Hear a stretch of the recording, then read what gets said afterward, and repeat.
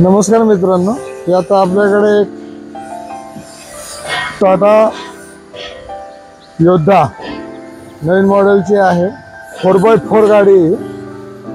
एक हे कॅराव्हॅन बनवण्यासाठी आलेली आपल्याकडे गाडी। मागे 6 फूट बाय 6 फुटाचा कंपनीचा लोड बॉडी आहे तिला।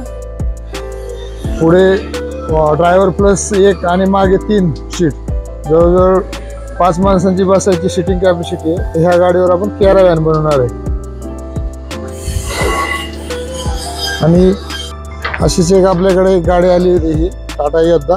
हे 2x2 आहे, ही वेगळी गाडी आहे। तर ह्या गाडीवरती आपण कस्टमरच्या गरजेनुसार युटिलिटी व्हेकल बनवले, विथ पुढे एअर कॅनोपी वगैरे दिलेली आहे। याला दोन्ही साईडनी खिडक्या, बॅक साईडनी फिक्स ग्लास दिलेले आहे। मागे डिकी टाइप वर उघडणारा दरवाजा दिलेला आहे। मागे फुटस्टेप कम बंपर दिलेला आहे।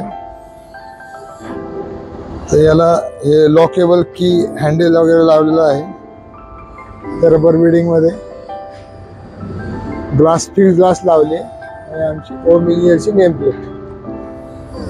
ते ओपन कसं दाखवतो तुम्हाला मित्रांनो।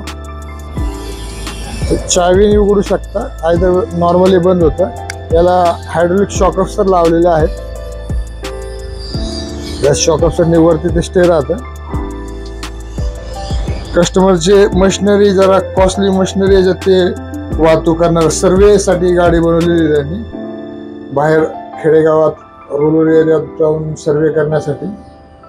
तर दोन्ही साईडनी विंडो लाईट वगैरे यायला, आणि प्रॉपर त्यांना त्या आपण इथे हुक्स बांधून दिलेले आहेत। याच्यात ते सेफ्टी बेल्ट त्यांच्या मशिनरी बांधतात, कॉस्टली मशीन आहे ते। वरती आणि खाली बेल्ट हे केलेलं आहे।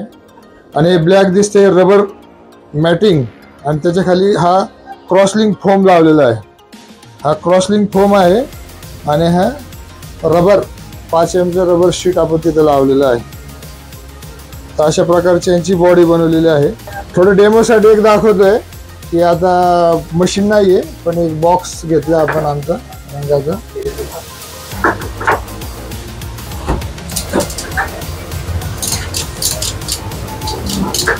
अशा प्रकारे बांधतात, टाईट होते। आता प्रॉपर त्यांचे सेटिंग केलेलं आहे, तर असं टाईट होतं। नंतर दुसऱ्या एक स्ट्रिपने त्या इथपासून इथून याच्यामध्ये असे लॉकिंग होतं ते। और ये पीछे आपण ड्रायव्हरच्या आतमध्ये आपण एक कॅनोपी छोटं मोठं सामान ठेवायला स्पेस करून दिलेलं आहे त्यांना।